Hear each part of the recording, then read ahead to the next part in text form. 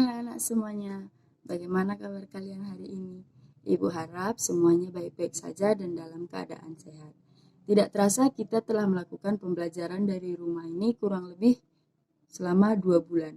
Nah, Ibu harap kalian tetap di rumah aja agar kita dapat memutus mata rantai penyebaran dari virus COVID-19 ini. Jadi tetap di rumah aja ya anak-anak dan stay safe. Ingat selalu jaga kebersihan.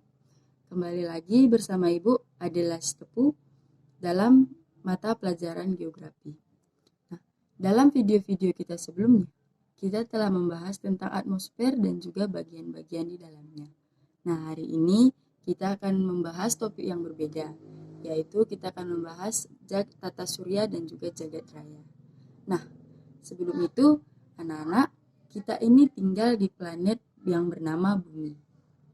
Hingga saat ini, planet Bumi menjadi satu-satunya planet yang memiliki kehidupan di dalamnya, yaitu kehidupan manusia, hewan, dan juga tumbuh-tumbuhan. Jadi selain di planet Bumi, hingga saat ini belum ditemukan planet-planet lain yang di dalamnya terdapat kehidupan. Nah, Bumi sendiri merupakan bagian dari jagat raya. Bumi sangatlah kecil jika dibandingkan dengan bagian-bagian jagat raya yang lain. Nah, jagat raya itu sendiri merupakan suatu ruang yang tak terbatas. Jadi, suatu ruang yang tak terbatas ini memiliki luas yang tidak diketahui dan juga masih terus diteliti hingga saat ini. Nah, luasnya jagat raya ini memiliki fenomena-fenomena unik di dalamnya.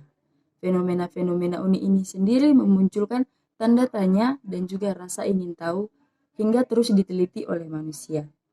Nah, fenomena-fenomena unik yang ada di jagat raya ini seperti galaksi, planet, dan juga tatanan-tatanan ataupun benda-benda angkasa lainnya. Itu masih menjadi tanda tanya bagaimanakah terbentuknya dan bagaimana benda-benda tersebut bisa berada di jagat raya sendiri.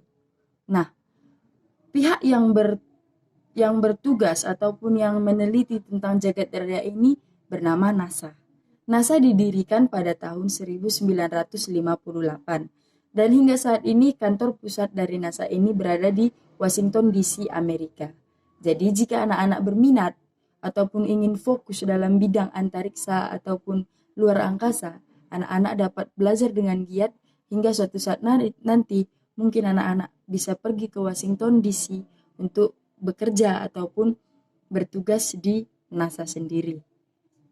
Luasnya jagat raya ini menyimpan begitu banyak misteri.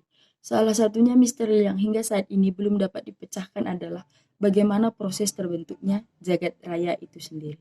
Nah, kita tidak boleh jauh-jauh membahas isi dari jagat raya. Nah, sebelumnya yang harus kita ketahui adalah proses terbentuk dari jagat raya itu sendiri. Namun, hingga saat ini, proses terbentuknya dari jagat raya ini sendiri masih menjadi kontroversi. Karena ada beberapa teori-teori yang dicetuskan oleh manusia terkait dengan proses terbentuknya jagat raya ini. Hari ini kita akan membahas teori-teori terbentuknya jagat raya. Teori yang akan kita bahas hari ini ada 2.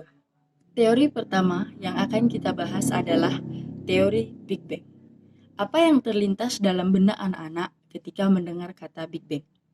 Dulu, sebelum Ibu mengetahui teori Big Bang ini, yang terlintas dalam benak Ibu tentang teori Big Bang ini adalah boyband asal Korea Selatan yang bernama Big Bang. Namun, setelah Ibu mempelajari tentang teori ini, Ibu jadi mengetahui bahwa Big Bang ini adalah salah satu teori dari terbentuknya jagat raya. Nah, teori Big Bang ini mengatakan bahwa dahulu kala, kurang lebih 13.700 juta tahun yang lalu, terjadi suatu dentuman besar ataupun ledakan di luar angkasa yang mengakibatkan berseraknya partikel-partikel dan juga itulah yang pada akhirnya membentuk bumi. Nah, dentuman besar inilah yang mengakibatkan terbentuknya jagat raya.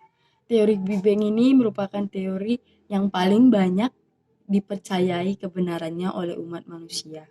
Karena jika dipikirkan secara logika, memang mungkin saja hal itu terjadi.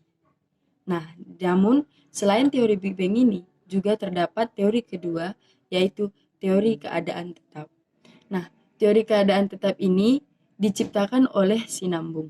Nah, teori ini berkata bahwa jagat raya ini tetaplah ada dan juga selama berabad-abad jagat raya ini ada dengan keadaan yang sama. Jadi teori keadaan tetap ini mengatakan tidak ada perubahan dalam jagat raya ini dan memang telah ada sejak dahulu dan tidak berubah. Teori ini juga mengatakan bahwa gas hidrogen yang dipercayai merupakan unsur pembentuk dari planet-planet dan semua materi-materi di jagat raya ini tercipta dari ketiadaan. Lah yang akhirnya menjadi kontroversi dan juga teori keadaan tetap ini diragukan oleh banyak orang akibat dari mengatakan bahwa hidrogen ini berasal dari ketiadaan. Jadi anak-anak, itulah dua teori mengenai proses terbentuknya jagat raya ataupun tata surya ini. Namun, kedua teori ini belum dapat dipastikan kebenarannya hingga saat ini. Jadi teori ini hanyalah teori dari manusia, bukan berdasarkan kenyataannya. Hingga saat ini, pihak dari NASA sendiri masih meneliti bagaimanakah sebenarnya proses terbentuknya dari tata surya ataupun jagat raya ini. Jadi, teori-teori ini merupakan teori yang paling banyak dipercayai, namun belum tentu benar. Jadi anak-anak dapat lebih mempelajari tentang teori-teori lainnya yang ada tentang proses terbentuknya jagat raya ini dengan sumber-sumber yang ada di internet, sehingga pembelajaran di rumah dapat lebih memberikan ilmu kepada anak-anak. Nah, anak-anak, demikian video Ibu pada hari ini. Ibu harap dapat memberikan pengetahuan kepada anak-anak tentang proses terbentuknya jagat raya ini. Jadi demikian dari Ibu, sehat selalu dan jangan kemana-mana, di rumah aja. Ibu sampai ketemu di video pembelajaran selanjutnya. Dadah.